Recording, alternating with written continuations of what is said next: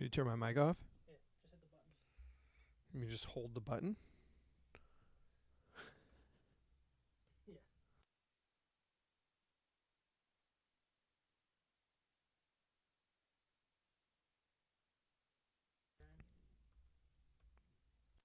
We live right now?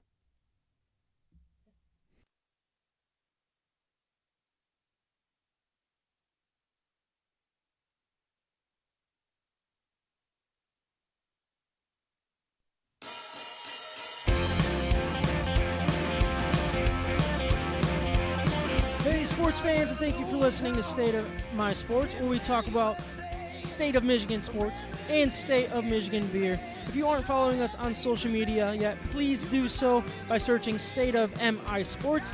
Don't forget to subscribe to the podcast along with our YouTube channel so you do not miss an episode. For even more content, check out our website, stateofmisports.com.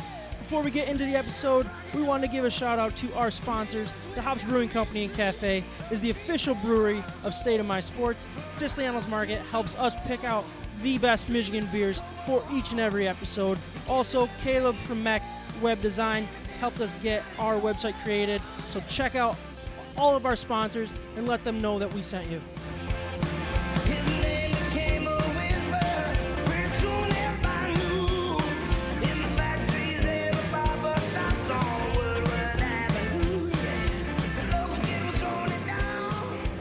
All right, we think we are on Facebook Live. We're not really sure. The computer has kind of thrown a little thing at us. I don't know if we just want to hit try again or what. But anyways, Sorry, my cough button was on. It's saying try again. Yeah, what's going on? I am Sam Waltart. With me today we got Ryan Waltart, Micah Smith, John working behind the scenes. He will be introduced here soon. Producer John. Producer John. Yeah, maybe just click try again and see what happens. We're still live? Perfect. All right, we're still live. We'll just let it roll. But today, episode 95, thanks for checking us out, watching us, listening to us. We're going to talk about Michigan State basketball.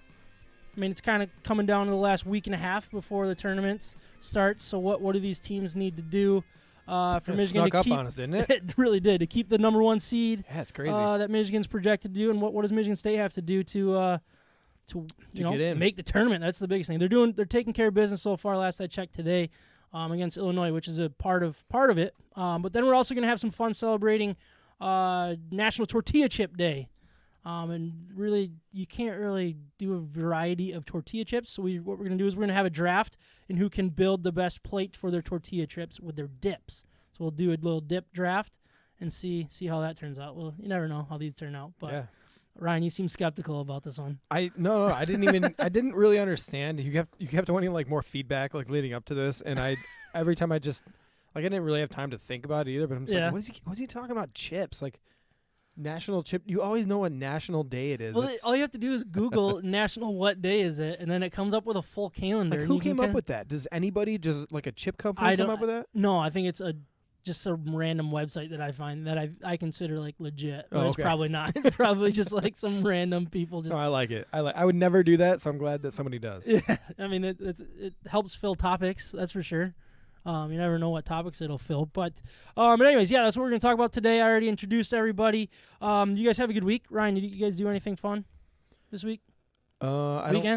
This weekend? Oh, well, we kind of all hung out. We did right? hang out. Yeah, we watched the Michigan Ohio State game. We watched the game. Yeah, it was a big game, right? Yeah, we had the kids all running around. Well, the girls got to like hang out all together because they were celebrating a pretty special birthday. Yeah, right. Yeah, my wife's birthday was a couple weeks ago, but that day was her birthday party. She has all the girls. They usually go to West Side Social and have brunch, but obviously you don't have enough room to do that at these restaurants these days. So they brought West Side Social to the house, and they had a mimosa bar. Sounded great. Yeah. So did Jill have fun? Yeah, definitely. She had a ton of fun. That's good. It seemed like you guys partied and went on into the night pretty late. I don't remember. That's the thing. I just don't remember when it ended. So no, that's good. That's good. Micah, did you guys have a good time? Anything other than having me and my family over to your house? Did you guys have fun? The kids had fun. No one got hurt. The doors didn't That's a slam great in point. anyone's fingers. I didn't even think of that. Thank yeah, God. there was a hoverboard and still nobody got hurt. Yeah, that's it's impressive. funny. A couple of kids did fall off it, and they were all fine. They're just laughing. Hey, it's okay. I want to know more about Sam had a hockey game, and transition. There you go. And we're We're hey good. guys. And I didn't know if you were going to score a goal or not. Like, I actually said you probably wouldn't, and you got all mad at me, but that was right after you just told me you were going to play defense the whole time. Yeah, so But you bet against him and bet on his friend. I didn't bet on anybody. The most important thing is I feel like I might regret it if I were to say that I did. I got the call up to play some forward. We had a loaded the bench was full. Like, we had 5D, I think, and then a couple extra forwards. So I got to play some forward, and I did score a goal. So did Mac, though. So we pushed. So I was right in both counts. Dude, yeah. They were tearing it up. I think the final score was like 10-4. Something like that. Yeah, they smoked it was a lot of fun. the other team. Let me know if you need a bench coach. Yeah, we'll do that. Not for me, but I know somebody. Before we get into our beer introductions, I did want to talk a little bit. I think today actually is the day that they can start in the NFL. They can start tagging some NFL players for the franchise tag, transition tag. Who knows what the difference is? Who really cares? Bottom line is, you can start franchise tagging your players, and with Galladay, I think that's a big name in Detroit. There's also holy smokes, what is the DEs? The guy that led the team in sacks. Yeah, Romeo Okwara. He's the other guy that potentially could be tagged, but yeah, I don't know that if one doesn't make a whole lot of sense. I don't know if anybody else is really worth it. It's those two guys that could end up getting, because if you're going to be tagged, you have to be good. Yeah, because you're going to be paid at the highest level. Like, it's not just good; you have to be elite. Because I think it's top 5 player paid in that position. It is. League, I think it's the average of the top 5 salaries for that position. So you are going to be paid in the premium class of your position. So you better live up especially to when you're talking about DEs and wide receivers that we'll talk about with the Lions. That gets pricey very quickly. That's for sure. So, but I did find Greg Rosenthal from NFL.com. He came out with a little list. I didn't want to go through every team. The two that really stood out to me were the no-brainers that he came up with, and then some of the basically say yes, which is you should tag them, but you understand why you wouldn't. So I did want to start at the top here and kind of get your guys' thoughts on what he thinks. So his first no-brainer, and I think this could be a really good discussion here, is Dak Prescott with the Cowboys. I don't understand how that's a no-brainer. I feel like it's a no-brainer in the opposite way. Why would you pay Dak Prescott with all of these injuries, or this major injuries coming off of? Why would you pay him average top 5 quarterback money for a year? It doesn't make any sense. That's what I asked the Cowboys fan. I was down in Nashville last weekend, and I got in this elevator, and this guy started talking sports, and I'm like, oh, yeah, so you sound like you're from Texas or something. He goes, yeah, big Cowboys fan. Yeah. And I said, yeah, so you guys probably aren't going to re-sign Dak, are you? He goes, oh, man, we love Dak. I love Dak. We got to re-sign Dak. And I'm like, really? What is it with you guys, like the loyalty to Dak? I completely disagree with both of you. Really? You think he should be tagged? This is the perfect year. If you're going to tag Dak Prescott, this is the perfect year to do it. He's coming off of a gruesome injury, and you have no idea how he's going to be moving around. So if there's 1 year where you don't want the commitment of signing him to a long-term contract, but you just want to test it out to see if he truly is the quarterback that you want to invest in long-term, like, why not have a 1 year? So, okay, whatever. You have 1 year where you're going to pay him a ton of money. If you're going to sign him to a long-term deal, you would have that money anyways. He'd be one of the top 3 highest paid quarterbacks in the league with that kind of a contract. That's how the league works. We talk about that. Stafford was the highest paid quarterback, and guess what? Now it's a team-friendly deal. So that's just the way things are structured. Yeah. And if you're going to find out how much this injury affected his career, this is the year to do it. Yeah, I guess that makes sense. I guess I'm more on the side of he's not a very good quarterback, and that's where I'm at. There's one thing though with the Cowboys. They had top 3 offense in football when he was healthy. Yeah, and then they become one of the worst teams in football with him out of the position. When he's gone, their offense was terrible. And now it went from wide receiver saying, well, you gotta take into account how high, how many yards their offense produces, because it's kind of misleading how good they really are because they just have tons of yards. To the complete opposite, where you're like, well, 70 yards in that offense is really good. Mm-hmm. So it's all about perspective with Dak. I don't know if he's good enough to be a winner, but he's definitely good enough to pay somebody's gonna want him as their franchise quarterback. Yeah, I guess I mean that makes sense. And I guess I don't know. I don't think it's as no-brainer as Greg says it is. I guess there's definitely arguments both ways. I'm more lean towards getting rid of him. A couple other names that were on this no-brainers list: Allen Robinson for the Bears. That one is tough. I don't really know. I get why you'd want to keep him. He's very good, but it seemed like a damaged relationship last year, and I don't know if that's fixed just with Mitch Trubisky out. Like, that's really the only difference is who's the quarterback going to be. They don't know. It almost seems like there's a higher chance he's going to be gone than with the Bears next year. And one thing that he did mention is he could be the type of player that you tag and trade. We'll get into that when we start talking a little bit about Kenny G. But also Chris Godwin for Tampa Bay, wide receiver. Taylor Moton, offensive tackle for the Panthers. And then the last one on his no-brainers list was Kenny Galladay. And this is what he says. He says, like Allen Robinson, this is a potential tag and trade scenario. It doesn't make a ton of sense for the rebuilding Lions to pay Galladay nearly $16 million for 2021, only to lose him next offseason. But it makes even less sense to see one of their few homegrown stars leave for nothing. More than a potential compensatory. I had such a hard time saying that word. Draft pick. NFL Network insider Ian Rappaport confirmed Kenny Galladay is expected to be tagged if Detroit can't sign him to a long-term deal, which makes sense because he's a young player worth building around. I'm curious of your thoughts on this one, Ryan. Would you or would you not tag him in this scenario? I guess what is your dream scenario with Kenny Galladay, what you do with this?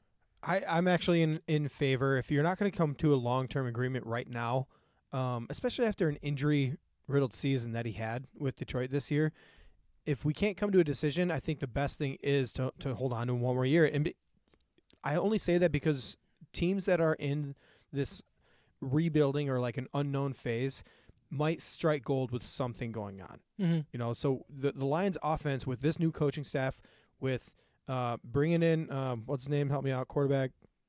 Jared Goff. Yeah, with Jared Goff coming in, like you don't know exactly how this offense is going to look. It might be better than everybody's thinking. Yeah.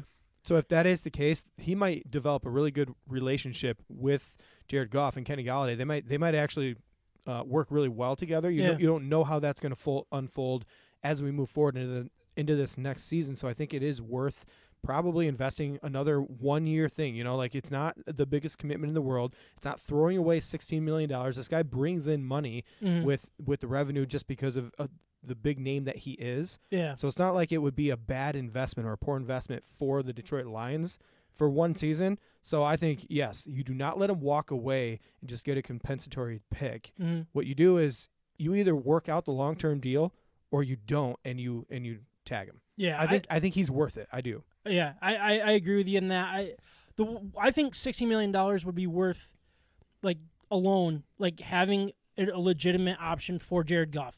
And if, like you said, it turns into something good, what does that do? That boosts Jared Goff's trade stock if and when that can happen. You know what I mean? If he doesn't have a Kenny Galladay, who the heck is he going to throw to? Who the heck is he going to be like, look, I can still play on a competitive team? You know what I mean? The Lions aren't going to win. They're not going to be a successful team this year. There's no question about that. The only question is can you turn Jared Goff into a legitimate quarterback? Right. Or your quarterback of the future, or are you moving on for him? Right. And Kenny Galladay is the difference between this wide receiver core, however it ends up being put together through the draft or through free agency. Yeah. Kenny Galladay makes a huge difference with this core because he can be the number one option. He can be a legitimate weapon for Jared Goff for next season. And if he's not there, you're starting from scratch. You have nothing that you're working with. You have Quintez Cephas and Geronimo Allison. Quintez Cephas, and Geronimo Allison. Who knows if Allison's even in the league anymore? Yeah. Like, I haven't seen him this whole year. So. Yeah, well, he was out because of... Yeah, no, I'm just saying, I haven't seen him, He's no, yeah.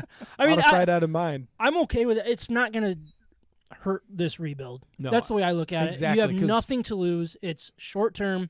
If you can make it work in this year's cap, do it. It's not going to prevent you from winning a game or two.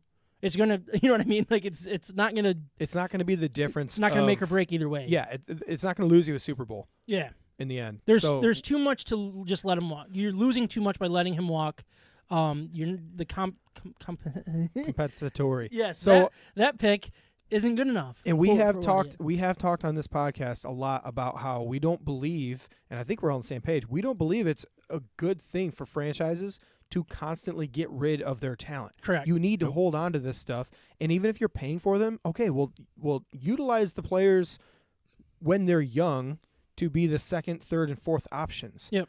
But that does not mean that you don't pay good players. I mean, it doesn't mean you stay away from big contracts. It means that when you have them, build around those key guys that are high character type of guys, and that might be really the key in this whole thing, because this coaching staff has talked a lot about high character, toughness, all these kind of attributes that they're looking for. So this might end up being the coach's decision when they talk to Kenny Galladay, when they try to figure out what kind of man he is. Yeah. That might be the biggest difference in this whole discussion. Yeah, and he seems like a good professional. I think there are questions with how last year went. Was he truly injured, too injured to play?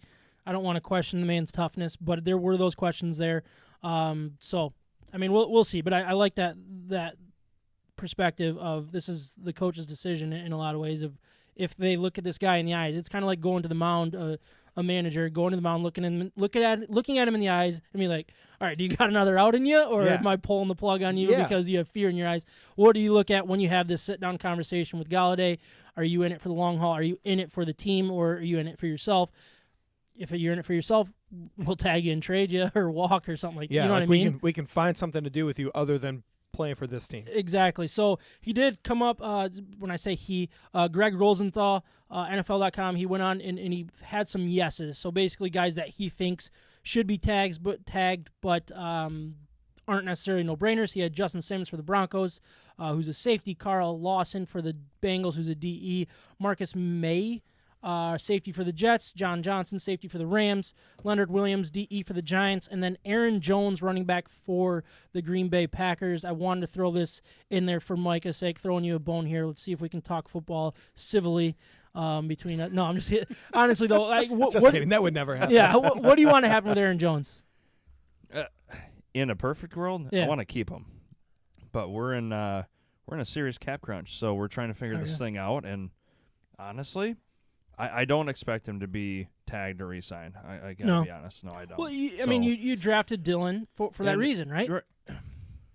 Yeah, we drafted Dylan for that reason, but the production that we got out of Aaron Jones was so unique. I don't think he's replaceable. No, I agree with you on that. He fits so well in that offense. He does, and however, how long is it going to last? I cannot see this team giving him a 4 or 5 year deal. Because he may only last 2 more seasons doing the kind of things he does. And he's good at it. But, I mean, look at Le'Veon Bell. He went from the top down to darn near the bottom. His production is just so low. There's nothing that interests me about signing Aaron Jones for another 4 to 5 years. We got lucky, and I'm hoping that we can get at least half the production with A.J. Dillon. And then it looks like Jamal Williams, he's got a heart for the team in the city, and he wants to stay on, and that might get him pretty far and maybe give the team some sort of discount moving forward. But I don't see them signing Jones. Yeah, Jones. I'd be really interested on what Aaron Rodgers has to say about it, because I feel like this window is closing. It's closing on Aaron Rodgers. Can the transition to Love actually happen? I mean, all joking aside, I mean it's coming, whether it's this year or next. I mean, it is coming quick. So will they, put another, flame on the fire of burning this bridge with Aaron Rodgers? I feel like letting Aaron Jones walk, that would be big. Could be a final nail in the coffin type thing with that relationship. Whether it's not saying 2021 he's not going to be your quarterback, but more or less saying basically he doesn't have love for the city. And just talking Aaron Rodgers, like making him happy, it seems like bring him back. And this is one thing that Rosenthal said, and we should wrap this up. But he said he had Jones listed to the category below, which was do not tag, until he was notified that basically a tag for a running back is only $8 million a year. And in my opinion, if you guys can't make $8 million work, that's another issue, an issue above itself. Here, $8 million doesn't seem like that much for a year, but I mean, is that where you guys are at? Like, you can't even afford that? It doesn't seem like that much, but once this past season ended and we got into the off season, I think we were $25 million over the cap. Over, okay. And expecting it to go up, and it didn't. Did it go down? I don't even think. Yeah, did they go up. I think it went down. I think the ceiling went up. Or sorry, the basement went up, but I don't think the ceiling went down just a touch. I saw reports about that. I'll look it up. But nonetheless, if it were to come to light that Aaron Rodgers wants Aaron Jones to stay, it's up to him to let Green Bay restructure on a mutual type of decision, because his contract is heavy and he wants another contract to finish out his career there. And if both sides decide to do that, great, but he needs to somehow restructure to keep Aaron Jones if that's what he wants. Yep, I agree with that. It is time to introduce our Michigan beers for this episode, but before we do, I want to remind everyone of our partner, Siciliano's Market. They are simply the best beer store in West Michigan, located on Lake Michigan Drive, right between Grand Valley State University's main campus and downtown Grand Rapids. Wherever you live in West Michigan, it is worth the short drive for what they have to offer. Whether you know what you want or need some help from their expert staff, Siciliano's Market is the best place for that. They not only have a massive and up-to-date inventory of the best craft beers from across our great nation, they are individually priced so you can mix and match to build your own six-pack. They obviously have a great selection of craft beer. They also have specialty wines, spirits, ciders, coffee, tea, tobacco, and cigars. Siciliano's Market also has the largest selection of homebrew and winemaking supplies in West Michigan. We love that Siciliano's Market is part of the State of My Sports family, and it is who we visit to help us choose our Michigan beers for each and every episode. So please check them out and let them know that we sent you. All right, today I am drinking from Arbor Brewing Company, which is in Ypsilanti, Michigan, Tropitango Buzzsaw IPA. I don't know if you can see the can here, but really nice looking can. And by the time this episode's over, I'm going to peel it because they put a label over the can that it actually is. So I want to figure out which can that is. I always like doing that. Everybody always does. Like, people do that a little too much, and I want to see what it is. But anyways, so this is their Buzzsaw IPA. It's got some pineapples, some mango, I believe. It's 6.8% alcohol by volume. I mean, this is a really good IPA. You know, like how grapefruit IPA by Perrin has just it's true to its flavor that it's going for, and it's true to the IPA style. Yep. They do the exact same thing here. I'm a very big fan of this beer so far. We'll give it a grade here at the end of the episode, so please stick around with us. But Micah, what are you drinking? I'm drinking from Territorial Brewing Company in Springfield, Michigan. It's just outside of Battle Creek. I'm drinking their Tropical Storm Peat. Their Tropical Storm Peat, it's a simple golden lager base, and it's brewed to showcase the hops. And the hop blend consists of Citra, Lemon Drop, Centennial, and Strata. Strata? I've never heard of Strata. That's new. Yeah. But a little bit more on the brewery itself, because I've never heard of them, and so far their beer is good. They opened in 2014. And they have a local focus and love for the city of Battle Creek, which I love when breweries tell me that, because they love the people, they love the community, and I think it actually does something to the beer. It helps you. I mean, don't you work better when you're in more of a comfortable environment? Oh, yeah, absolutely. I don't know. I've never been comfortable in my life. No. Just worried or what? But So either that or I just sleep better. I don't know. They have a handful of awards, but their highest beer honor was winning gold in the light lager category at the World Beer Cup for their BC Light, and they are the only craft brewery to win that award. That's pretty sweet. Which is pretty sweet. Yeah. And good for them. The last thing I wanted to point out is that they feature the largest beer garden in North America. I'm having a hard time getting that through my head. Yeah, that sounds like something we got to do. And it comes seriously? with 18 holes of disc golf and axe throwing. Holy. All right. Disco, Ryan's ears bigger. You just said disco. Wait, I was not paying attention, and then you were like, beer garden, disc golf, axe throwing. You just said those three things. We got to go. That's awesome. Yeah, and that's in Battle Creek, you said? Spring Battle Creek area? Yeah, That's where- Battle Creek yeah, area. okay. Dude, Battle Creek has awesome disc golf too. Just so you guys So know. when I heard that the like true to Battle Creek area, like how haven't they done like a Kellogg's Frosted Flakes beer yet? Because people hate that place probably. Do they? I don't know. I'm just. That's where wondering. my head goes. Post Cereal is City, down there. right? Isn't it Cereal City? Yeah. Yeah, Yeah, absolutely. Like, I remember like the ice rink was just a disaster of a barn. That place was awful, and playing against those a-holes was the worst. They were always the worst team to play against. It usually would end with cops being called as we got older, but but you could see like the Kellogg's factory from the parking lot and stuff as a train That was pretty cool. flies by and makes it so you can't leave for an hour and a half. But other than that, I like the place. Ryan, what are you drinking? Yeah, Ryan. I was just gonna look up. So, anyways, I am drinking. Hold on, you guys caught me off guard. I didn't know. Is this exclamation Merc? That's what it's called. Yeah. All right, so it's exclamation Merc from Austin Brothers Beer Company. We love these guys. They're awesome. Where are they out of, guys? Oh man, I should know this. That's what I've Milford. got Google pulled up. Milford? Oh it doesn't man, say, does it? I love their beers so much. Yes. It's Alpina. That's, Yeah, I it seems knew like we was, should know that after like 25 I of their know. beers we've done in the last. And I'm an 6 Alpina weeks. homer, sort of. I had a cottage there at some point in my life, but anyways, this is just a New England style IPA, 7.2%, and so far it's just what we've come to expect from Austin Brothers. It's really easy to drink and it tastes great. Yeah, I'm really excited to try that. But we are gonna move on with. The final buzzer has sounded, but the fun doesn't stop.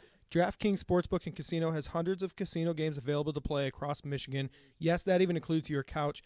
Right now, first-time DraftKings Casino customers can receive a deposit bonus of up to $1,500 plus $10 in free credits. Download the DraftKings Casino app right now to see how you could become DraftKings' next big winner. DraftKings Casino app has hundreds of ways to play. Choose from slots, blackjack, roulette, and so much more. DraftKings is U.S.-based, making it safe, secure, and reliable. You can deposit and withdraw your money at your convenience. Download the DraftKings app now and use promo code MIBETS to get a deposit bonus of up to $1,500.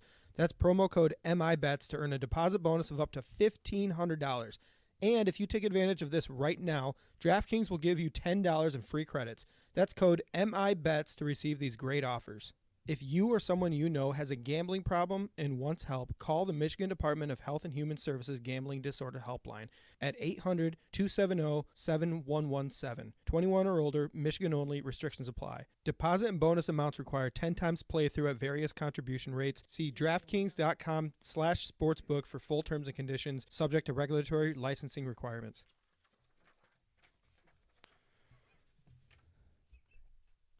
Get rid of the scroll. That's the only thing. But anyways, what we're going to talk about next is some college basketball. We got two teams that are worth talking about here for totally different reasons. But I mean, the tournament is Michigan State one of them? Yeah, we're going to talk Michigan. We're going to talk Got Michigan it. State. But what we're going to do is start with Michigan and really talk about. I want to start with the win that they had against Ohio State. So currently, Michigan 11-1 in conference. They're leading the pack there, 16-1 overall, number 3 in the country, only behind 22-0 Gonzaga and 17-0 Baylor. But like I said, I want to really focus on the win that they had there. They will beat Ohio State at Ohio State, 92-87. Ryan, what did you see in that game that impressed you the most? Oh, it was an awesome game. I mean, it was just so competitive, right? They were playing the number 4 team in the country. It's Michigan, Ohio State. There's so much at stake, and they're only a couple of games removed from that long layoff too. Yeah, this Michigan team. So one game, right? They beat Rutgers, right? If I'm remembering right, and then they come right into this. Well, they beat Wisconsin. Two. Sorry, and Rutgers. Okay, so Wisconsin, Rutgers, and then they go into this. So what a stretch of basketball for Michigan at this point. I just thought with this game, you saw. I think the biggest thing is how composed this team really is. Their senior leadership stood out to me with handling the ball, but then they always had their rock, which complete opposite of the senior. Their freshman Hunter Dickinson, he just has such good feet, good hands, great awareness. He knows where he is. He makes the right decision. Yeah. So he gets the ball and he figures out how to get a high percentage shot. Yeah. What did he end up with? Was it 22 overall? I think it was 22 points, if I remember right, and I should have had that written down. But I think it was right around there, and it was a quiet 22 points. Yeah, you know well, what I mean? Until the end, when they needed him to step up, and he made the right play time after time. They did it in the first half at the 3-point line. I mean, I think they hit it like 10 or 11 threes in the first half, and that might be twos, something like that. That's what kind of allowed them to stay in the game, I think, because Ohio State came out and played very, very good basketball. You could see the talent that Ohio State has. Yeah. They're a very talented team, super athletic, great shooters. They can get to the rim. They can block shots. They're good. Yeah, and they did it against a very good Michigan defense. But I think Michigan's like poise. I think you already said poise, didn't you? Yeah. And just the way that they executed was unbelievable. They were taking punches to the head, left and right to the jaw, and they would just give it right back. And they were so methodical with what they did, because it started with getting open threes and they hit them. And as soon as that started going quiet, they started going down low. Dickinson took the game over, and just all over. Like it was one player after another. I mean, it was Mike Smith early on, and then it turned into Dickinson, and like Franz Wagner hit a massive three at one point where it could have got out of hand. Yep. Livers and Brooks. And Livers was defense. it was and defense is really good too. And I mean, they scored 87 against, which doesn't really get you too excited defensively, but I mean, they did their job, and it was such a fast-paced game. It could have been a lot worse, I think. You know, it was fast-paced, but it wasn't chaotic, and you didn't see the turnovers for either team. Yeah, yeah. So what I think stood out to me is the length of Michigan, because when Ohio State, they just couldn't match them blow for blow. When they would get the ball down low, there were too many times where Michigan had three guys that could step in, and they're all the same height.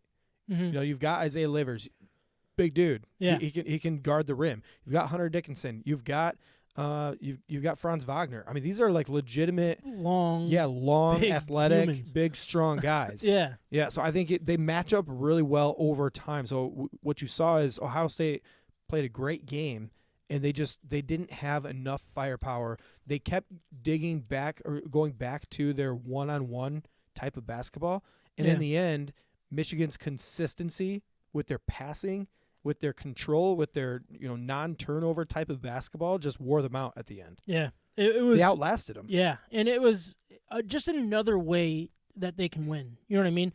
I didn't think. Well, I shouldn't say I didn't think. I don't think we've seen them win a game like that yet. You know what I mean? That another team's offense was executing and was that athletic and was putting up points, and they just kept responding. You know what I mean? Like, we haven't seen it that way. That is a very important thing to see before you head into the tournament, especially coming off the long layoff. Like, they were dialed in on both sides of the ball, and they won in a way that you're going to have to win in the tournament. And I think that's a very, at least for me, comforting thing, because I was wondering, you know what I mean? Because you're going to take you're going to get people's bests in the tournament, and you got Ohio State's best. They're a top 4 team, top 4 or 5. 4. They were number 4. Top 4 team. They only dropped to 5, so they're still right there, right? In the country, and you took their best, and you still beat them, and I think that's very impressive. Yeah, I impressive. saw 3-point shooting was absolutely terrific from Michigan, especially in the first half. But then the trust that these seniors have in a freshman down low to make the right decision. Mm-hmm. I mean, that just speaks volumes to how they think of him. Yeah. He's the leading scorer on the team right now. But we're talking late in game. We're talking like when it really, really matters, not just first quarter drive, dump, dunk it. It's not like that. Like, he was making plays down low when they needed it the most. And his footwork, I mean, it blew me away. It really did. Like, I knew how good this guy was, or I felt like I did, but he just showed me another level to his game. He's a stud of a center. They have so many ways to beat you, and that's, I think, the most exciting thing coming from a Michigan fan. Is like, no matter who they face, they can find a way to win. Will they? That's the biggest question. But currently they're in line for number 1 seed. That's what people are talking about. They're going to be probably the third number 1 seed is what they're saying. You never know what happens, especially down the stretch here. I mean, is there, obviously you lose in the tournament, the Big Ten tournament, you can lose that number 1 seed very quickly. But I mean, what do you see? Like, is there actually a way for them to lose that, do you think, other than the crap hitting the fan? Or have they already proven that they deserve that seed, number 1 seed? And it's not just because, how good they are, but like the teams that they're competing for that 1 seed again. Yeah, they're doing this are the teams that they've been beating. The Big Ten. You got Illinois. It's a no-brainer. And Ohio State right behind them. Illinois is going to lose. Did they lose already? They went down. They just lost to Michigan State, which we'll talk about in a Yeah, little we'll while. talk about that in just a minute. We're talking about the deepest conference in college basketball by far. It's not even close. The ACC is down right now. The SEC is down. The Big Ten is it. Like they've got by far the best coaches and the most talent in their conference. And Michigan is wiping the floor with them. They're 11-1 in conference, 16-1 overall. Yeah. And they really deserve to be in this top tier, because the top tier that we're talking about are the obvious Gonzaga and Baylor, who haven't lost yet. Yep. And then you've got Michigan with 1 loss. Behind that, we were talking about Michigan State. Yeah. Or I'm sorry, Ohio State, who has 5 losses. Yeah. All 5 in conference. That also, with their schedule that Ohio State has played, for them to be 12-5 in the conference and 18-5 overall, just adds to the impact that the Big Ten could have on these teams, these really good teams. Yeah. So Michigan has gone through that already. I don't see any way where they're not one of these number 1 seeds. I think they've earned it at this point, I do too. And they'll stay there. Yeah. They've I earned think you're still a couple wins away, but I mean, basically you're there. Is way I look at it. So what the remaining schedule looks like. You got games. number 9 Iowa, then you play at Indiana, then you play against Illinois, who obviously just went down, but that's who you're fighting for the Big Ten, the regular season Big Ten title against. You got a few games in hand now, or I think a game and a half. But I mean, it's still there. They already have 4 Big Ten losses. So Illinois to Michigan's 1. So it should be very close to being wrapped up. You got to seal the deal here soon. But then you got Michigan State back-to-back, which, I mean, how cool is that? That'll be such a fun way to end the regular season. They threw in a couple games here to make it so they have a fuller schedule with what they went through with canceling games. But, I mean, man, they're a fun team. Very exciting. This is a tough schedule to end. Hey. It is. It is. It's a great test. If you're going to earn it, though, let's earn it. Yeah. Hey, I would love to see that test between Gonzaga and Baylor, but I don't think they're going to reschedule. No, were they supposed to play each other? Yep. Oh, and they just canceled it? Good for them. It's postponed still. They're it's so going to turn into a cancel. That's so smart. Yeah, it's smart. It's crap. That's so good. But yeah, I mean, speaking of earning it, we should really move on to Michigan State here. I mean, they're sitting here. Congrats. I mean, they just won, so my numbers are going to be a little off. But let's see if I can do the math in my head. Just give them one more win, right? Yeah. All right, so they are 6-9 in the Big Ten, 12-9 overall. Currently, not even on the most people's first 4 out lists that was going into today. They won. Yep. That is a absolutely great start for what they need to do to make this tournament against a really good Illinois team. Really good Illinois team, and I don't think you can overlook that of what they just did. And 2 against 2. I mean, they're very, very good for them. Number 5. Actually. Number 5 in the country Illinois is what they were at. I mean, obviously that's a big win. You got Ohio State coming up next, I believe, right? That's Thursday. Yep. Ohio State, Maryland, Indiana, and then you got back-to-back with Michigan. That is their schedule.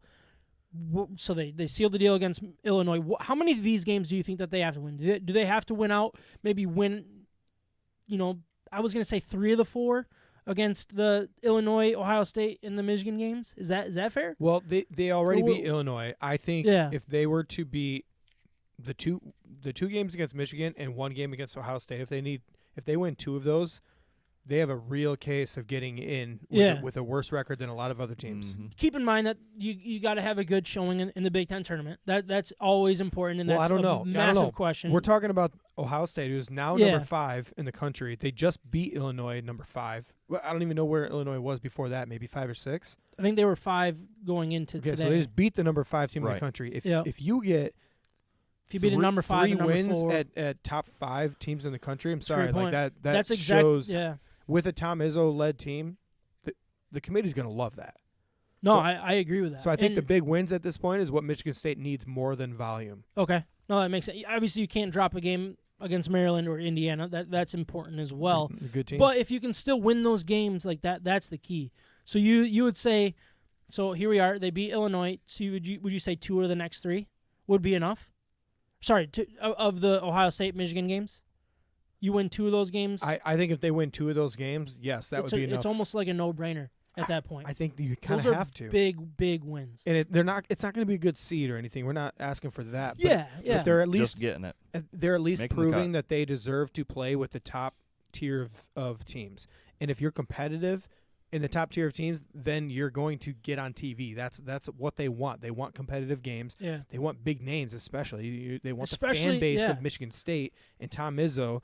And this team is really talented. Yeah. I don't care what their record shows right now. We went through their preseason. We were all super hyped about this team. That has not changed. They've just played terribly. They've been an awful team, and we knew that had the potential of getting there because of kind of the way their roster's made up, but they also have the potential of dominating against really, really good teams. Yeah, I think it'll be very interesting if this was, and obviously we didn't get to watch the game, but we'll go back and watch it and see how they did it. But what was the final score? Stats. What was the final score here? 81-70. That's a pretty solid win. It's a collective effort too. It was about 10 points I saw throughout the game. So it wasn't like a late game, like you all of a sudden pad the stats and get turn a 5-point game into a 10-point game or anything like that. I mean, who knows if it did, but if they had a lead from start to finish, like that is what's impressive against that good of an Illinois team. They basically had the lead most of the time, and that's exactly what this team needs. They need to win. They need to prove that they aren't winning with a fluke. And a win like that doesn't sound like it was a fluke. So I think that's really important. I mean, really outside of that, I mean, I looked at this year and correct me if I'm wrong to do this, but I hear a lot of people saying, "Oh, this is the end of Izzo. He's washed out. The game's passed him by." I look at this as a very difficult year, and I compare it a little bit to Michigan football because here I am as a Michigan fan. That's just where my brain goes. But it's like this COVID season is very, very strange. It was strange in football. It was strange in basketball, and it can affect those top programs more than there really are. And sorry, Michigan football is not a top program. I shouldn't say that, and people will probably get offended by that. They will be with JJ, right? But yeah, right. Let's not turn this into a Michigan football talk, unless you want to. Do we have a little header for that or not? No, but like I looked at it as Izzo's not washed up. He's going to continue to bring in talent. It is just a blip in the radar. It is just a small. It is the COVID season, and I think that's fair to say for this team. That's fair to say for Michigan football as well. Let's focus on Michigan State. Is it fair to say that about Michigan State here? Yeah, I mean, it doesn't help them. Yeah, they got off to a great start, and then they tanked. They went through the worst stretch of Michigan State that we've seen in a long time. And at that point, then they went and would they take off like 2 to 3 weeks? Yeah, as a program. Yeah, it was around that. And we thought they were going to come back. We actually mentioned it on the podcast that we thought they were going to come back. We thought that they would have their act together and get things straightened out, and they didn't. And it has more to do with the way the individual players play on the court. They don't have the ball movement that they should. They don't have the offensive, high-powered kind of offense that we thought they would have. But with these last couple wins, you can see things turning around. They are relying on their seniors and their upperclassmen to turn this around. And Aaron Henry has been playing great basketball lately. How did he do today? He had 20 points, 9 of 19 shooting, 6 rebounds, 5 assists. So that tells me that he's got the ball in his hands all the time. Leads the team in scoring and 5 assists. That means he's being the decision maker for this team. And I'll bring it up. Rocket Watts was kind of the X factor for this team. We talked about how he was going to the team would go as far as Rocket Watts. That's hard to say. Rocket Watts? Not for me. Rocket Watts. Very Rocket good Watts. at talking. Anyways, Rocket Watts. This team would go as far as he would take him. And we've seen that because he has really, really struggled. He's not been a great decision maker. Early on in the season, he was under control. All through the middle part of the season, he's been out of control. He's been moving too fast. He doesn't make good decisions. He's been bad shooting the basketball, and he's turned into this more or less selfish type of player. Kind of a head case. Yeah, When he's not hitting his shots, he's going to turn into a head and case. it's affected everybody on the floor. And this is my own opinion, Okay. but it's affected everybody else on the floor. And they have not had the chemistry on offense that you need to be a good team. I think to your point, I mean, he was 4th in minutes played today and 2nd in points. So, I mean, and I bet you if you go back and look at their good wins, he's probably a big part of each win. He's a huge part. But in those losses, he's a major part to those losses. I think, like you said, I mean, that it sounds like it's, and I think you talked about that in our season preview for Michigan State. Is he is the guy that's going to stir the drink. There is always Aaron Henry and stuff, but Rocket Watts is the key. He's the key play guy to his potential. Yeah, and let's not. I completely agree with you. Tom Izzo is not done because of this season. We're talking about he lost Cassius Winston. Yeah. This is the first year without Cassius Winston. That's a huge loss. Mm-hmm. Massive loss for this franchise for this team. Program. We'll talk program about is what program, you say in college. So you lose your leader that you've had for 4 years, and now you're trying to find some sort of identity.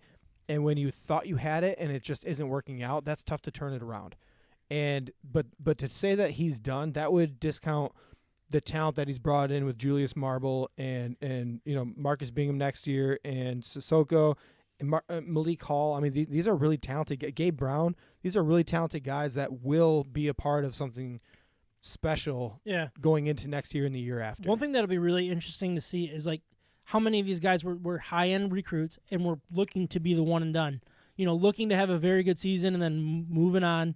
Now they're going to be stuck here for probably another 2 years. And what can Tom Izzo turn these guys into in 2 years is going to be very interesting. I think look out for them because they're talented. They're going to be talented. And if this guy from who's the big name? He's at 2022. Armani Bates. Monty Bates. But he's trying to classify as a senior this year so he can start coming in next year. You watch. He's going to go to the G League. That'll be very interesting.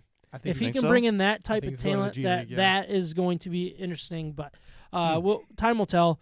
But what we want to do, but either way, they have the second best recruiting class in the Big Ten for next year. Who are they behind? They are behind Michigan because Michigan is by far above every other team. As Michigan State fans, there's nope, no more, not today. And I think they're number 7 in the country. So it's not like again, like they're bringing in talent. They've got one of the best coaches in college basketball. Do not think that Tom Izzo can't coach these guys up. For sure. So it is. I think it's today. Well, it is today for sure. It is definitely today. It's either today or when everybody's listening on Wednesday. I don't know, and I don't really care. National Tortilla Chip Day.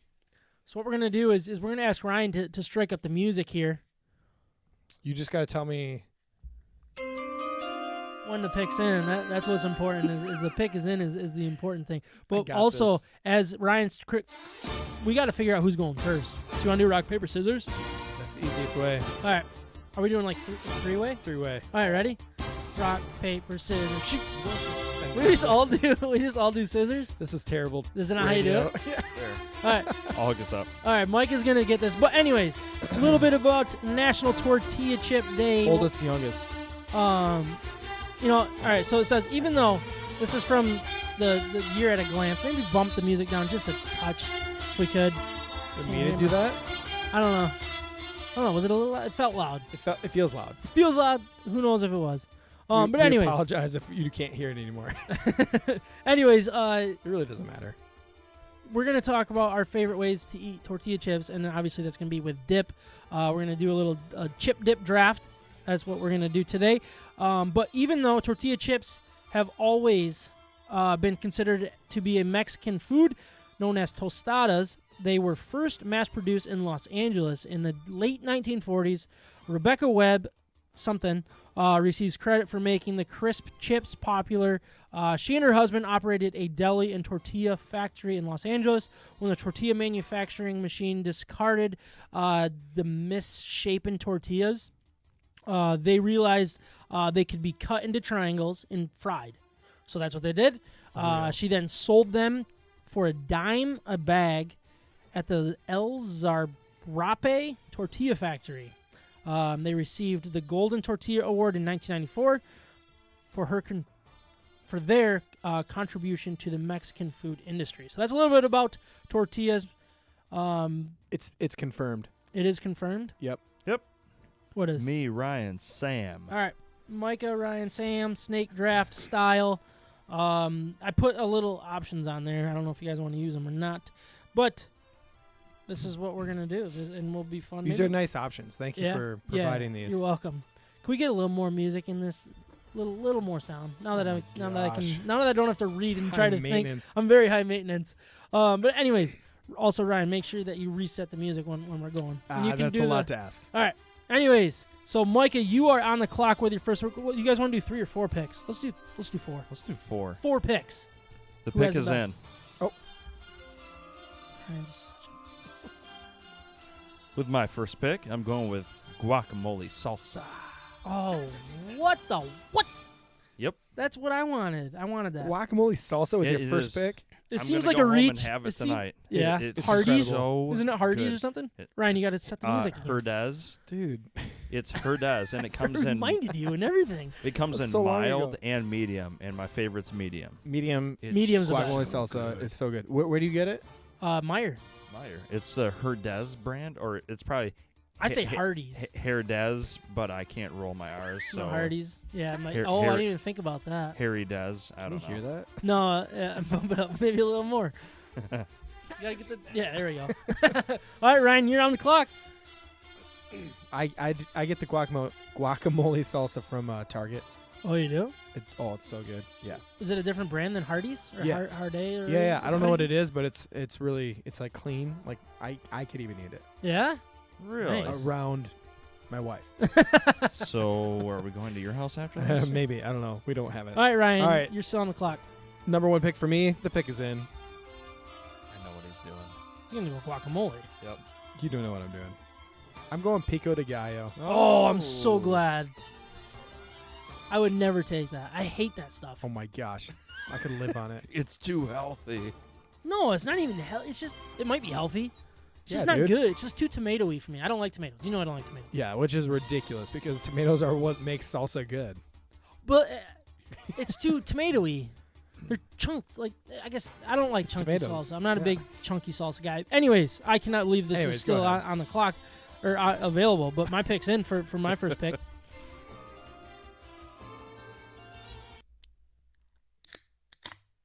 What are you doing? I don't know, man. It like stopped everything else. I'm doing guac. The I standard figured you would. Well guac. done. That's No good. black olives, please, Mom. Yeah. No, When you put your black sister olives too. in it, I'm not a big fan, but I'll still suffer through it. But please don't do that Sam, to that's me your anymore. sister. My sister said that too? No, Brittany makes it with olives. Oh, it's my sister all that the does? time. Oh, I'm going to have a talk with her. Yeah. All right, my second pick is in. Struggling.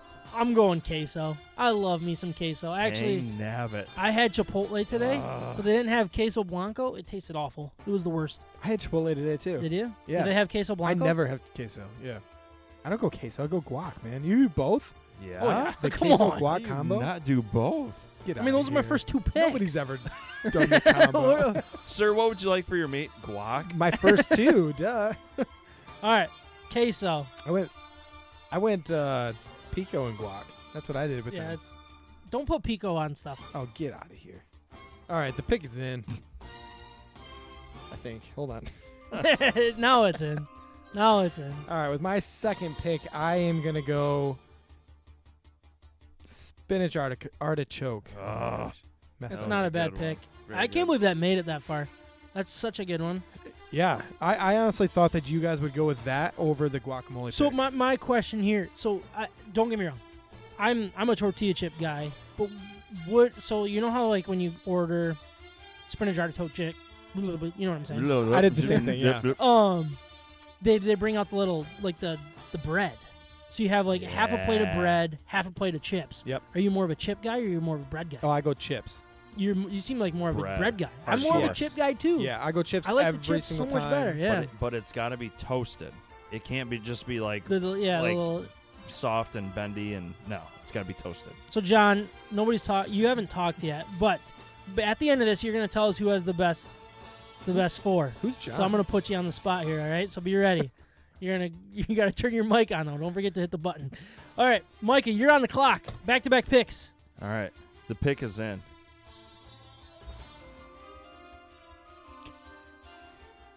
This is not on the list, and I'm so pumped no one thought of this. Grandma Ruby's corn salad goes great with chips, and I agree. Yep.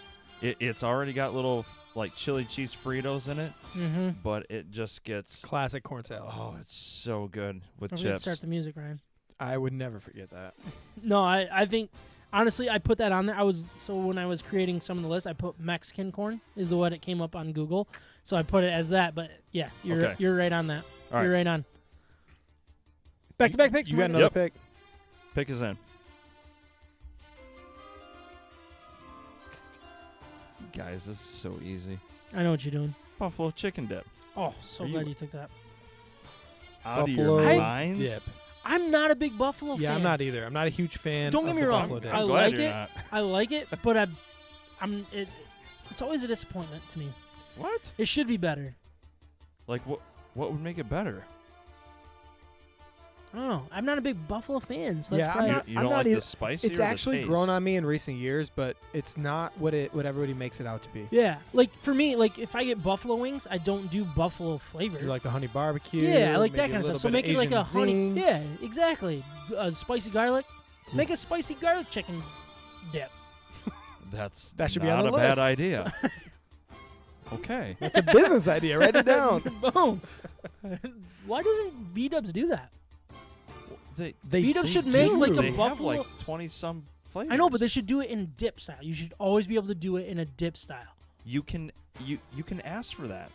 What is this salsa bean dip that you got written down? What are you talking about? Like a 7-layer type Oh, thing? nope, that's actually two different lines there. So there's salsa, just regular salsa if we want to do that, and there's bean dip. All right, my pick is in.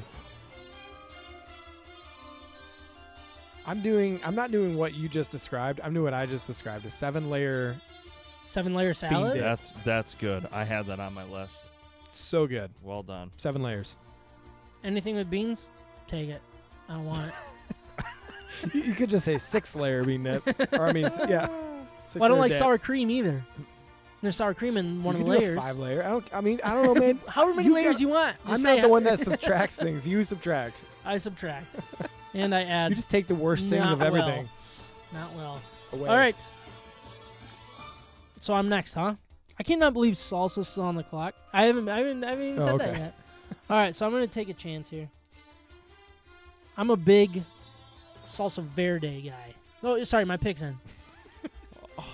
Just Man. broke his own Just rule. yeah, I Come already on, gave man. it to you. You didn't take it, and then you just went on your way. I'm going salsa verde. I like Salsa the green verde. salsa. That's like one of my favorite. Like if you put, salsa verde. Okay, Ryan's restart the salsa music. verde. How spicy is that? Do you think? Like, There we go. well, because some of them are different. So Some of them are explain to me way different. how spicy do you like it? I like a little bit of spice, but I think the way that the green tomatoes kind of blended in, I don't know. It's I don't know. I'm a Okay, big salsa verde guy. I would challenge you to go to Lindo, Mexico on 28th Street in kind of Burlingame area Yeah, and get their salsa verde or their green sauce. yeah. So good. It is so good. Everything they have is It is top notch. top notch. So good. All right, It's all Back to you. back. my pick is in. You seem stressed. Taco Bell nacho cheese. It's so good. so good, so bad yet so good. I will quote my math teacher in high school. No, I will not eat anything any cheese that is liquid at room temperature. It's hot. I mean, if Yeah, it's let it get to room temperature. It's still liquid. It's not cheese. Hey, question. it's good. So it's tortilla chip day. Yeah, Do you like their tortilla chips? I'm not a fan. I actually don't order their chips and nachos because I'm not a big fan of their chips. Really? Yeah. I think their chips are so good. Yeah, they're Really? pretty good. They're not bad. They're not like a Chipotle or anything like that. No, but like for a fast I'm not food even a big tortilla fan of chip, they're Chipotle's really chips. You don't like the? No, I think Qdoba has better chips than Chipotle. Oh my gosh, that is not true. It's so Gosh, good. you are driving me crazy. All right, right at now. the very end, we're Yeah, gonna I don't we're like gonna talk about tomatoes, beans, who or made Chipotle. the best tortilla chips. We're gonna end with that after John tells us who won this list. Wait, are we done? No, you guys have no. Yeah, let's be done here. I got 4. You guys got 3. That gives me the advantage, right, John? All right, I will go next, and Your picks might be in. Maybe I don't know. I'm trying to decide what to He's do with running this to right the here. podium, and his picks in. I'm gonna go chili con queso, Oh, you dog. So good. Dang nabbit. and it's just good, right? Yeah. To me, this is I should've took that. underrated. I This should've is took that underrated because instead. it's better than just queso, right? It's chili con queso. I wish I had both queso Con and chili means con with. queso. Yeah. I wish I beans or no beans because me no beans. If there's beans in the con queso, then no. Then no. Say con queso again. Con queso, no. He's like, no, con queso, no. No con queso for me. We could turn With this beans. Italian really Oh my fast. God. Yeah, we just went for reset the music. Con Ryan. queso, no. All right, I go anytime I can go Italian, I do. So. All right, so chili con queso, and Micah, Last up, you're on the clock here. Pick us in. you surprised me with that. With the last pick, I'm going with chili. Just chili. Just no queso. All right. No, We dead serious. just chili. Instead of crackers, because it's National Tortilla Chip Day. Okay. No. Oh, right. It's not he bad. says no. No, it's pretty good I actually. kind of agree with you. I do. It's But pretty if good. that's the way we did it, like I would have burrito on my list. I would have. You Like, should have. I should have. Like it I was makes gonna sense. say Chipotle actually. Okay. Chipotle all right. with tortilla. burrito No, bowl. I think that's a good pick. Oh, I think you. I win will that. switch it up. No, you're good. I'll switch it up. You don't need to.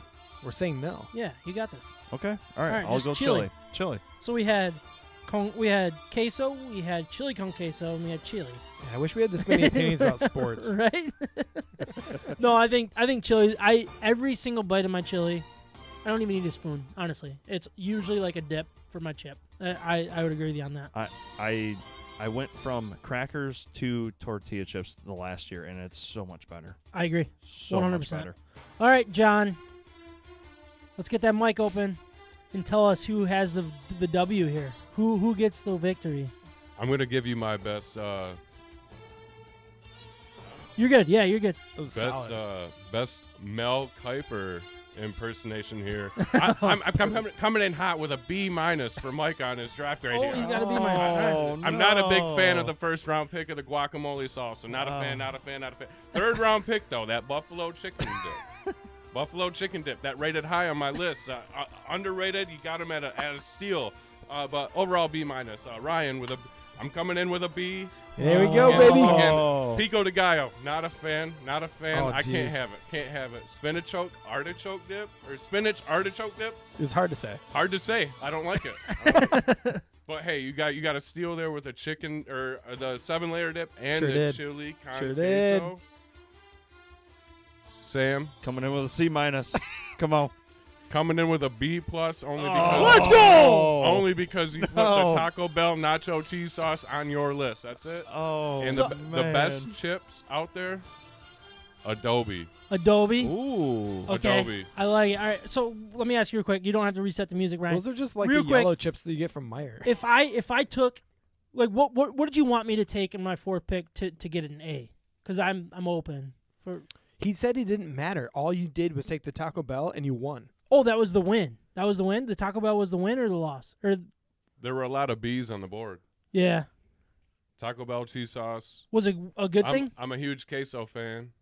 There you All go. right, I like it. That's what got it for you. Salsa verde though, And again, guac with no olives. I don't care if there is olives. I'm not a guac fan.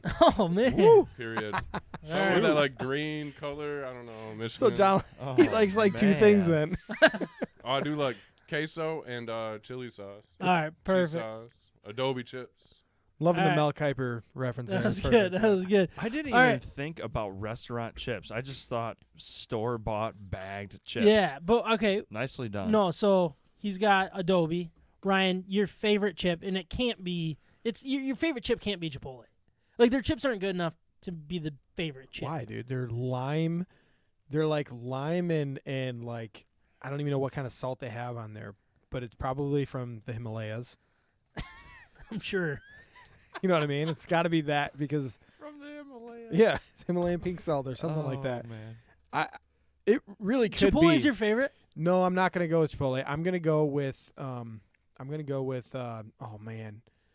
Maggie's Kitchen They have good chips. has really, really good chips, and they do a really good job of just going like classic, massive shell type of tortillas that are just hard. That's what she said. That's Mm. well, I don't know about that. You know what I mean though? Like it's They're just, just hard. yeah, it's just like the classic Mexican chip. They have and good I chips. love it. Yeah. No, it's good. Micah, do you have one that stands Fried out to tortilla. you? I have two that Um, I'm gonna bring up. yeah, Can I I have do two that? also. You can't do that. I can. Well, okay.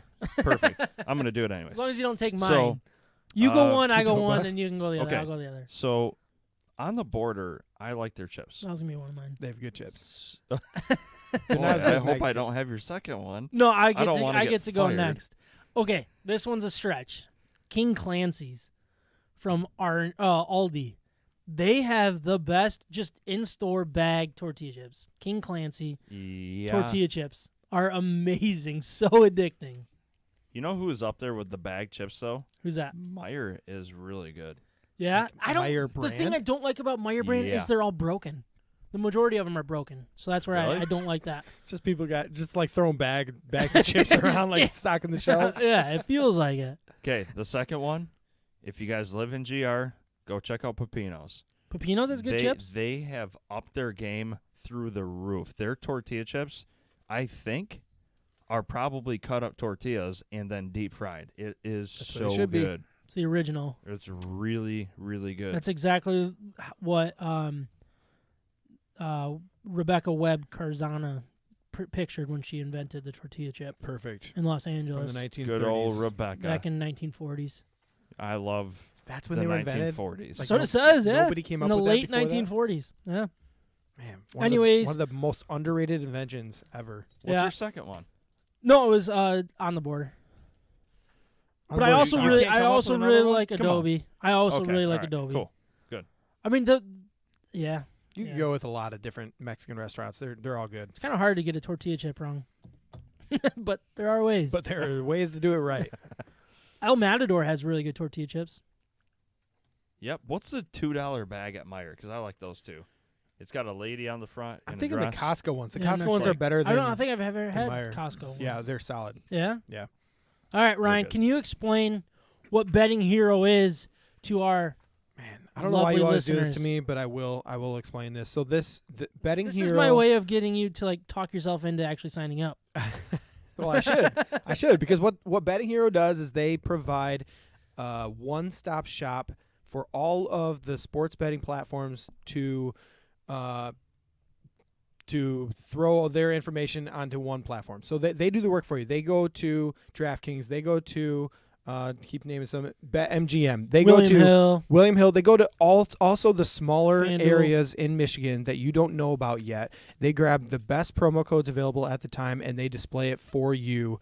And so basically, if you're looking to get into sports betting, go to bettinghero.com, right? Bettinghero.com, Yep. and then use promo code MIBETS. And what they'll do is anything that is legal in Michigan to do sports betting through your phone, they have a promo code for you. You just go on there, you sign up, and then they'll give you the best offer from each one of these big-time names or even the smaller market type of sports betting For sure. apps. Yeah.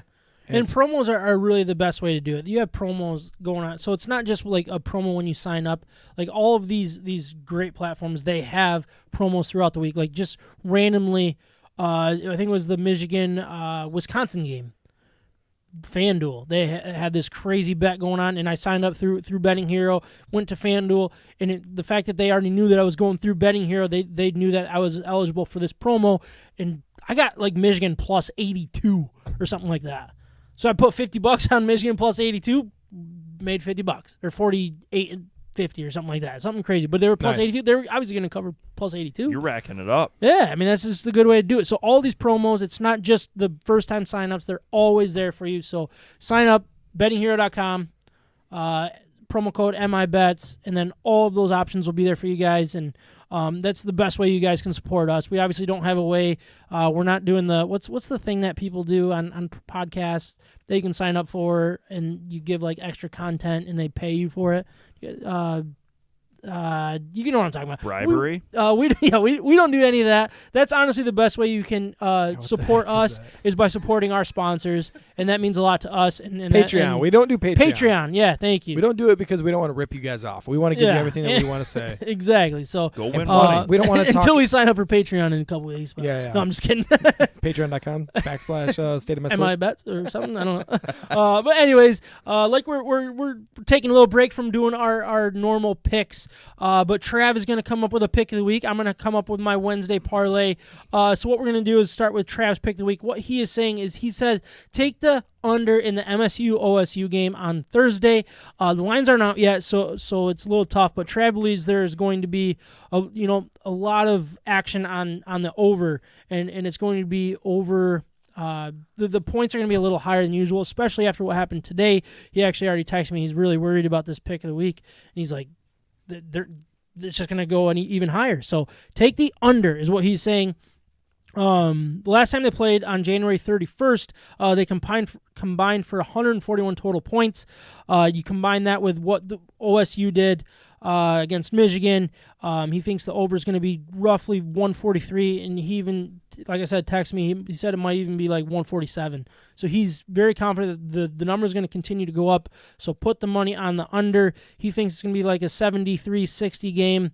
So if the under is set around 140, 145, as he expects, he thinks it's a very safe bet to take the under in total points for that game. So keep an eye on that one.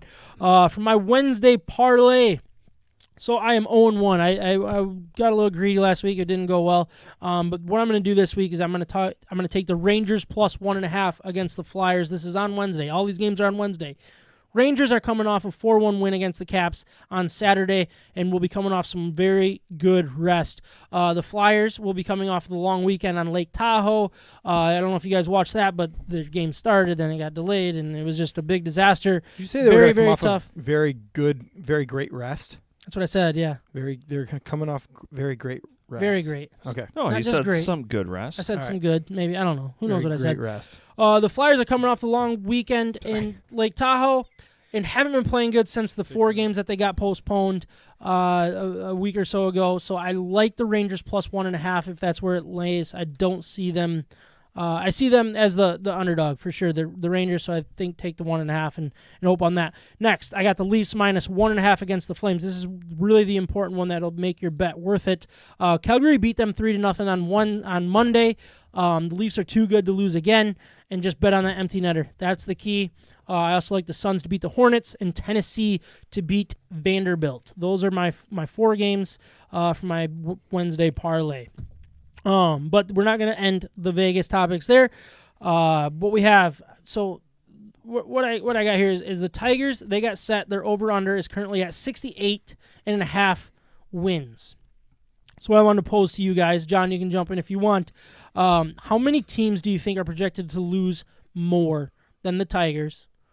And do you have any idea of what teams they'll be? And this can be just kind of like a round table discussion and see how many you guys think and who.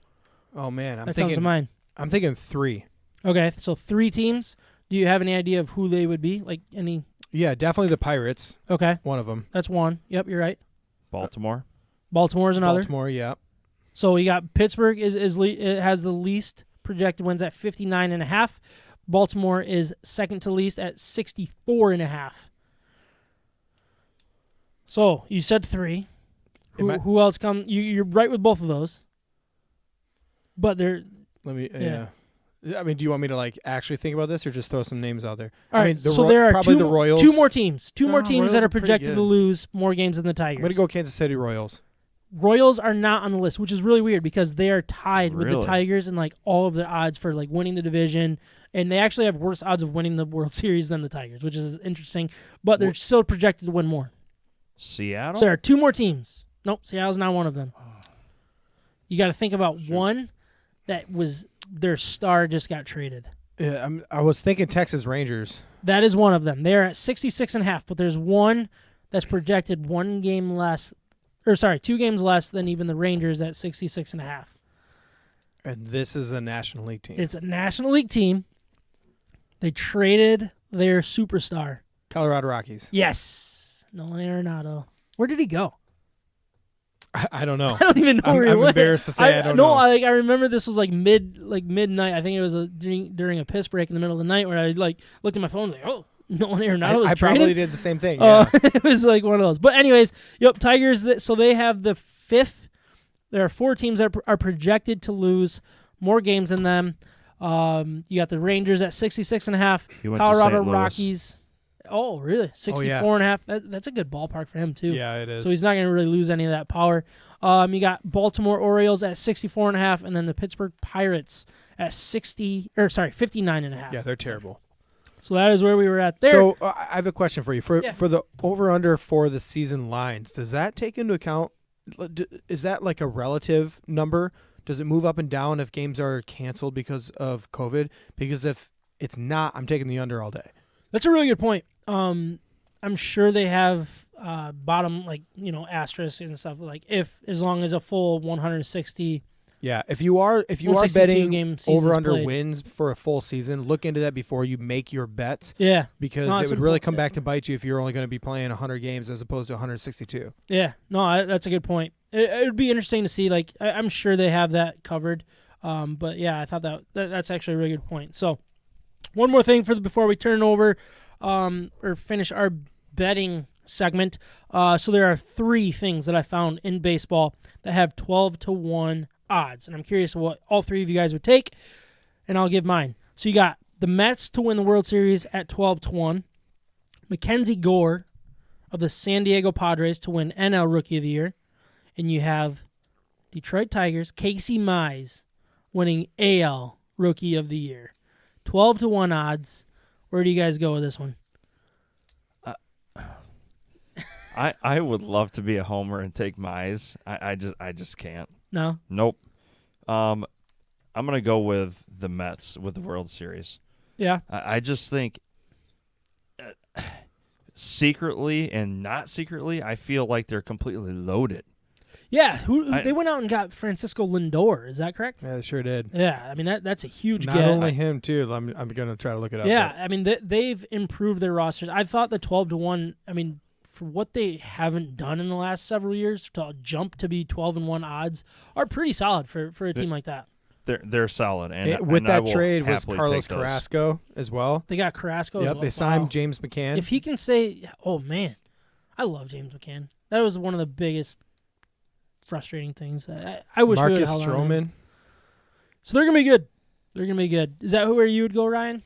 With the Mets? I'm thinking that probably is the best, the one I would take out of those 3 options. I don't think Casey Mize is going to win AL Rookie of the Year. I don't think he's going to win Rookie of the Year on his own team.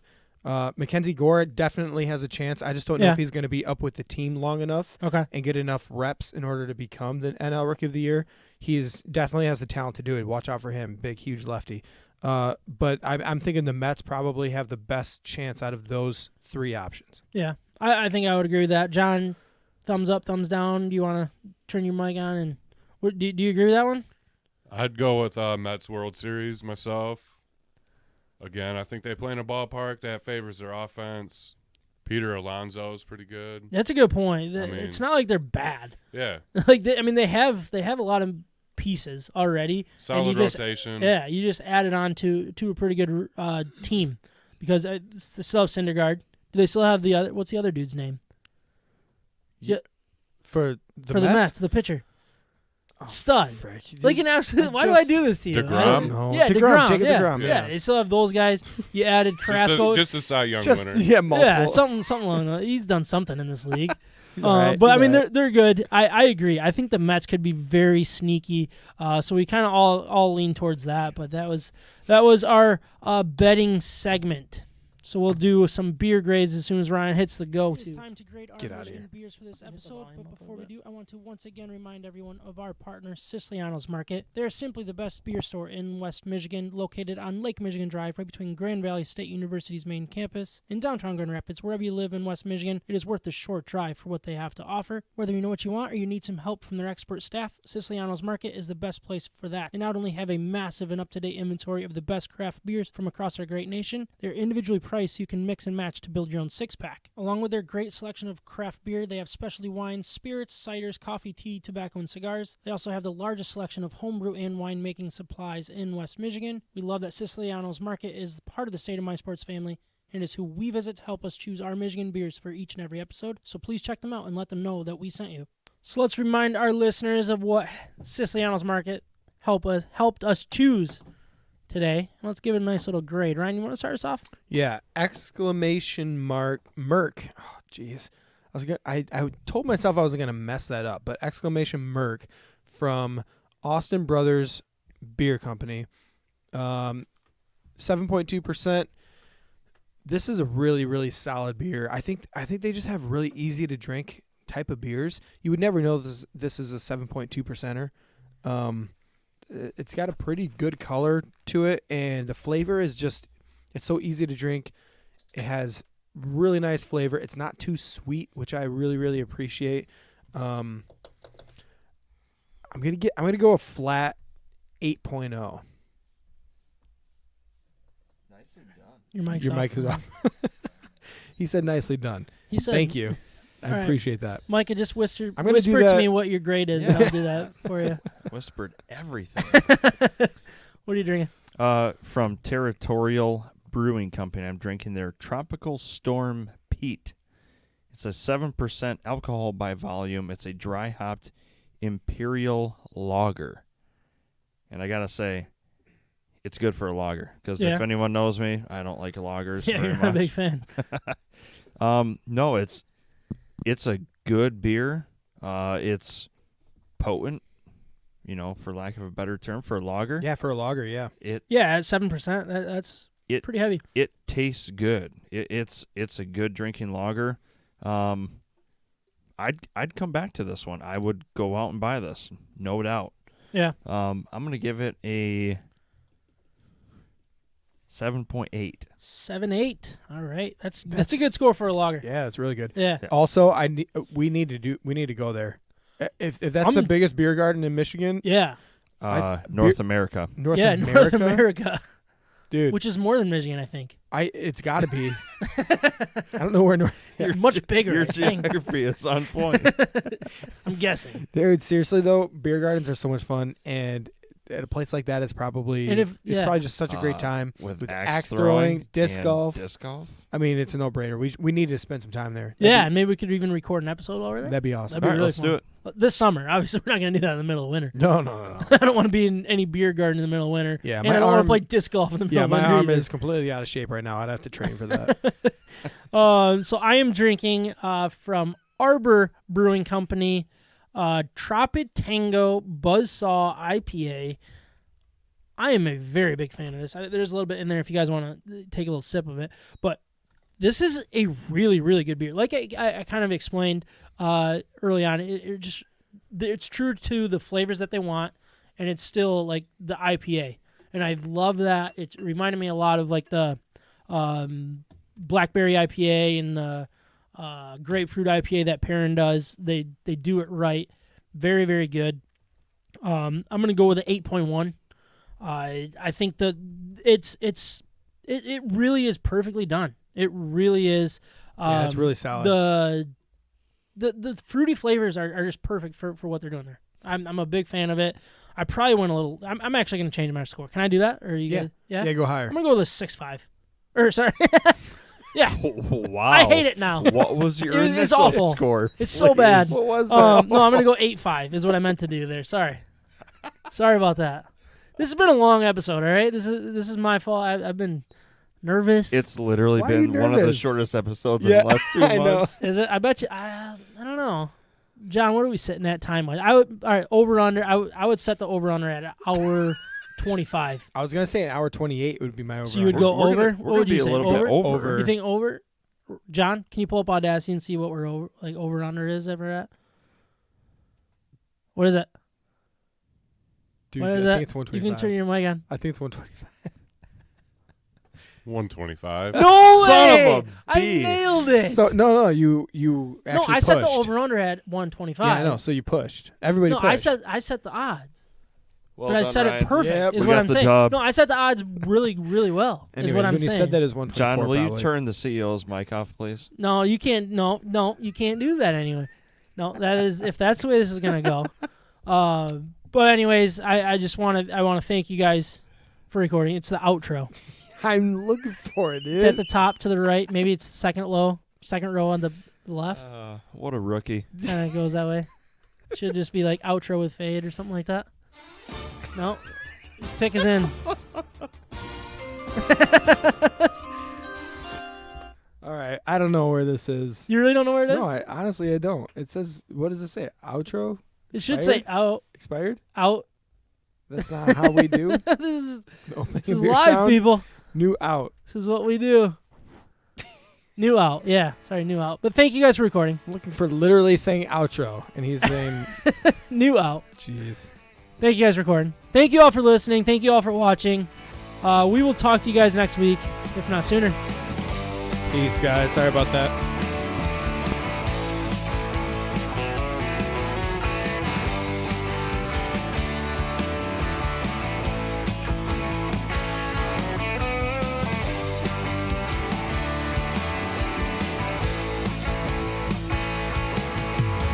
People like to tell me I'm gonna burn out soon, no, maybe worse.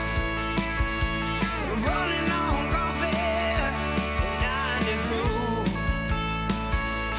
Oh, but I ain't worried about the chorus, or even the second verse.